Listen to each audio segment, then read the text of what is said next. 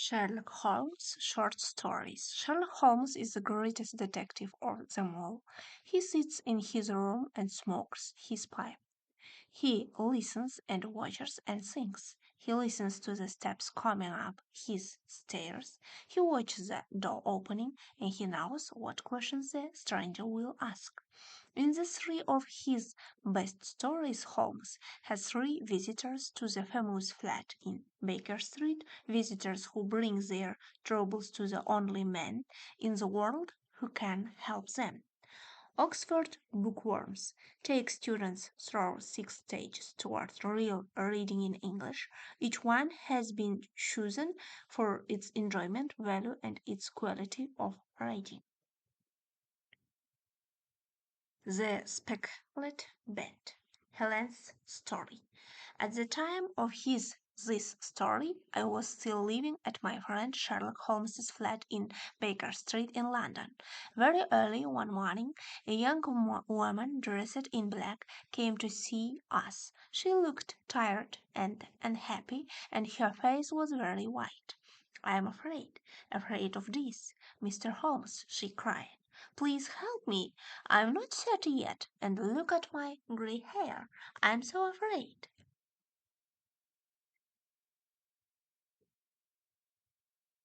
Just sit down and tell us your story, said Holmes kindly.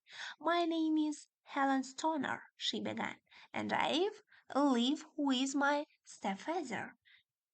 Grimsby Railroad near a village in the country. His family was once very rich, but they had no money when my stepfather was born. So he studied to be a doctor and went out to India. He met and married my mother there when my sister Julia and I were very young. Our father was dead, you see. Your mother had some money, perhaps? Asked Sherlock Holmes. Oh, yes, mother had a lot of money, so my stepfather wasn't poor anymore. Tell me more about him, Miss Stoner, said Holmes. Well, he's a violent man. In India, he once got angry with his Indian servant and killed him. He had to go to prison because of that, and then we all came back to England. Mother died in an accident 8 years ago, so my stepfather got all her money. But if Julia or I marry, he must pay us 20-50 euros every year. And now you live with him in the country, said Holmes. Yes, but he stays at home and never sees any more. Mr. Holmes answered Helen Stoner. He is more and more violent now and sometimes has fights with the people from the village. Everybody is afraid of him now and they run away when they see him and they also afraid of his Indian wild animals which run freely around the garden.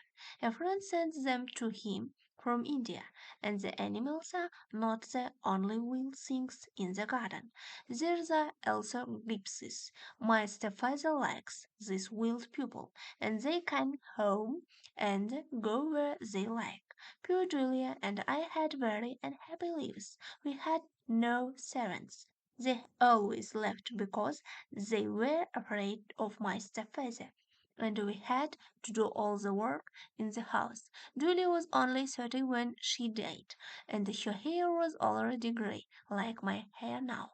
When did she die? Asked Sherlock Holmes. She died 2 years ago, and that's why I am here. We never met anybody in the country, but sometimes we visited some of my family who live near London.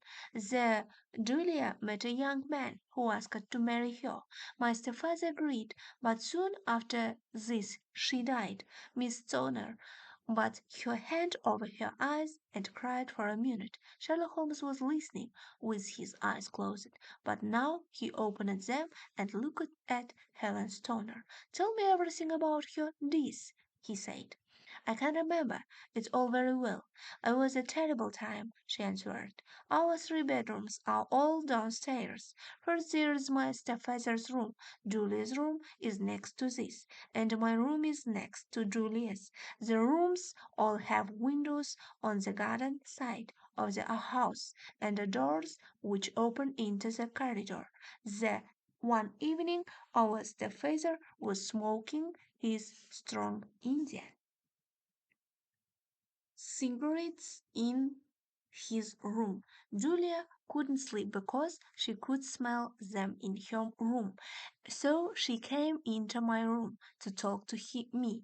Before she went back to bed, she said to me, Helen, have you ever heard a whistle in the middle of the night? I was surprised. No, I said. It's strange, she said. Sometimes I hear a whistle, but I don't know where it comes from. Why don't you hear it? I laughed and said, I sleep better than you do. So Julia went to her room and locked the door after her. Why did you lock your doors? Asked Sherlock Holmes. We were afraid of the wild animals and the gypsies, she answered. Please go on, said Holmes. I couldn't sleep that night. It was a very stormy night, with a lot of wind and rain. Suddenly I heard a woman scream. It was my sister's voice.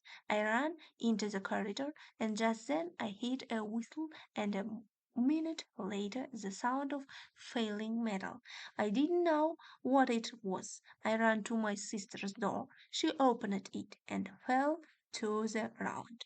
Her face was white and afraid, and she was crying. Help me, Helen. I'm ill. I'm dying. I put my arms around her, and she cried out in a terrible voice, Helen! Oh my God, Helen! It was a band, the speckled band. She wanted to say more, but she couldn't. I called my stepfather, who tried to help her, but we could do nothing.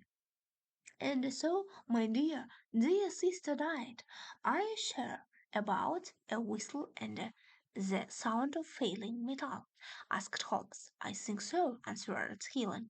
But it was a very wild, stormy night. Perhaps I made a mistake. The police couldn't understand why my sister died. Her door was locked, and nobody could get into her room.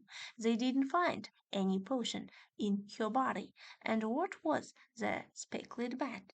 Gypsies wear something like that round their necks. I think she died because she was so afraid, but I don't know what she was afraid of. Perhaps it was a gypsies. What do you think, Mr. Holmes? Holmes thought for a minute. He said. That's a difficult question, but please go on. That was 2 years ago, Helen Strahan said. I have been very lonely without my sister, but a month ago a dear friend asked me to marry him. My stepfather was agreed, and so we're going to marry soon. But 2 days ago I had to move to my sister's old bedroom because some men are mending my bedroom wall. And last night I heard that whistle again. I ran out of the house immediately and came to London to ask for your help. Please help me, Mr. Holmes. I don't want to die like Julia. We must move fast, said Holmes. If you go to your house today, can we look at these rooms? But your stepfather must not know. He is in London today, so he won't see you. Oh, thank you, Mr. Holmes. I feel better already. Holmes and Watson visit the house. Holmes went out for the morning, but he came back at lunchtime. We then went by train into the country and took a taxi to Railroad's house. You see, said Holmes to me, our dangerous friend Railroad needs the girl's money because he only has 750 a year from his dead wife. I found that out this morning, but the gypsies, the whistle, the band, they are more difficult to understand, but I think I have an answer. When we arrived, Helen Stroiner showed us the three bedrooms. We saw her room first. Why are they mending your bedroom wall? Asked Holmes. There is nothing wrong with it. You're right, she said. I think it was a plan to move me into my sister's room. Yes, said Holmes. We went into Julia's room, and Holmes looked at the windows carefully. Nobody could come in from outside, he said. Then he looked round the room. Why is that bell rope there, just over in the bed? Master Feather put it there 2 years ago. It for calling a servant, but Julia and I never used it because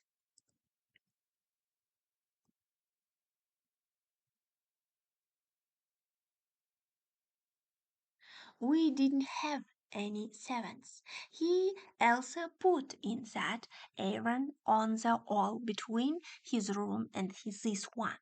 Holmes pulled the rope, but it doesn't work, he said. How strange! And it's just over the air vent that Elsa is interesting. Why have an air vent on inside wall? Air vents are usually on outside walls. Then we went into Dr. Royalton's room. Holmes saw a large metal box near the wall. Master Fraser keeps business papers in there, said Helen.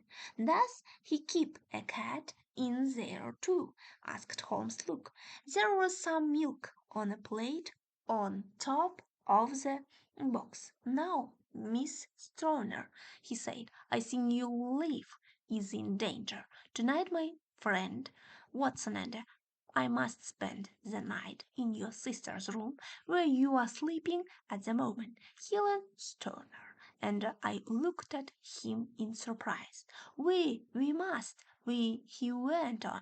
We'll take a room in a hotel in the village. When your stepfather goes to bed, put a light in your sister's bedroom window and leave it open.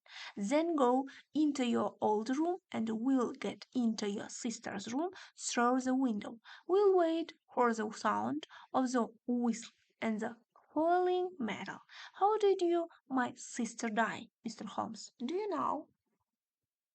Please tell me, said Helen. She put her hand on Sherlock Holmes's arm. I must find out more before I tell you, Miss Stoner. Now, goodbye, and don't be afraid, replied Sherlock Holmes. We walked to the village, and Holmes said to me, tonight will be dangerous, Watson. Railroad is a very violent man. But if I can help, Holmes, I shall come with you, I said. Thank you, Watson. I'll need your help. Did you see the bell rope and the air vent? I knew about the air vent before we came. Of course, there is a hole between the two rooms. That explains why Helen's sister could smell Dr. Royal's cigarette. My dear Holmes, how clever of you, I cried. And did you see the bed? It's fixed to the floor. She can't move it. I must stay under the rope, which is near air vent. Holmes, I cried, I begin to understand. What a terrible crime. Yes, this doctor is very clever man, but we can't stop him, I think, Watson. This in the night. That night we went back to the house. When we saw Helen Storm's light, Holmes and I got in quietly through the window. Then we waited silently in the middle bedroom in the dark. We waited for 3 hours and did not move. Suddenly we saw a light and heard a sound from Dr. Railroad's room. But nothing happened, and again we waited in the dark. Then there was another sound, a very quiet sound. Immediately Holmes jumped up and hit the ball rope hat. Can you see it, Watson? He shouted. But I saw nothing. There was a quiet whistle. We both looked up at the event, and suddenly we heard a terrible cry in the next room. Then the house was silent again. What does it mean? I asked. My voice was shaking. It's finished, answered Holmes. Let's go and see. We went into Dr. Railroad's room. The metal box was open. Railroad was sitting on the chair. His eyes were fixed on the air vent. Around his head was a strange yellow speckled band. he was dead. The Spicklet band, said Holmes very quietly. The band moved and began to turn its head. Be careful, Watson. It's a snake, an Indian snake, and its poison can kill very quickly. Holmes cried. Railway died immediately. We must put the snake back in its box. Very, very careful. Holmes took the snake and threw it into the metal box. But how did you know about the snake, Holmes? I asked. At first, Watson, I thought that it was the gypsies, but then I understood. I thought that perhaps something came through the air vent, down the bell rope, and on the to the bed. Then there was the milk, and of course, snakes drink milk. It was easy for the doctor to get Indian animals, and because he was a doctor, he knew that this snake's potion is difficult to find in a dead body. So every night he put the snake through the air vent and it went down the bell rope on the to the bed. Of course, nobody must see the snake, so very every night he whistled to call it back. The sound of metal falling was the door of the metal box, which was the snake's home. Perhaps the snake came through the air vent many times before it killed Julia, but in the end it killed her, and Helen too nearly died because of the snake. But tonight, when I hit the snake on the rope, it was angry and went back through the air vent, and so it killed the doctor. I am not sorry about that. Soon after his Helen Stoner married her young man and tried to forget the terrible disease of her sister and stepfather, but she never really forgot the Spicklet band.